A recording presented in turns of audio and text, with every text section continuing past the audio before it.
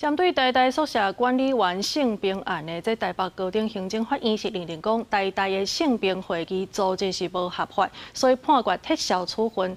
当事的学生今仔日去到记者会，呼吁这学校应该要撤回上诉，而且也要加这学生来会室内，要阁要重新来调查。那教育部长陈英耀是回应讲，若准伫咧停书受诉失去，安尼台大应该要来保证。台大这方面呢是表示讲已经提起上诉，希望会当理清证据。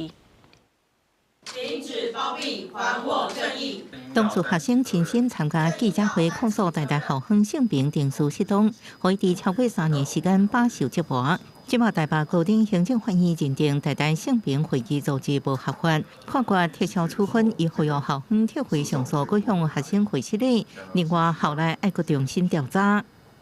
北检起诉涉监时，台大拒绝这么做；监察院纠正时，台大拒绝这么做。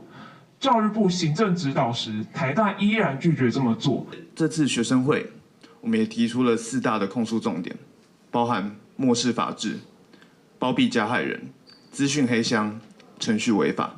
2002年9月份，当初学生向台大申诉，遭到宿舍社监性骚扰，台大性平会最后认定无成立。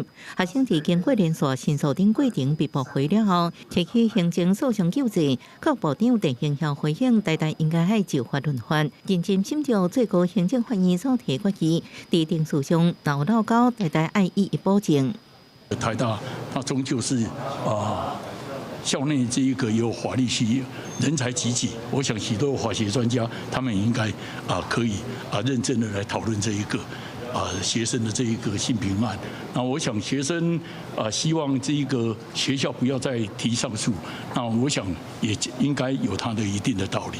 台大是回应已经提起上诉，主要原因是台北高等行政法院无对性骚扰无成立的调查报告表示意见，是用性平委员会不可由他人代理理由撤销处分，法律上有重大证据。所以校方希望应上诉到最高法院，请求厘清证据。双方见解无同，也或者性平案件还未结束，后续依然爱等法院来判决。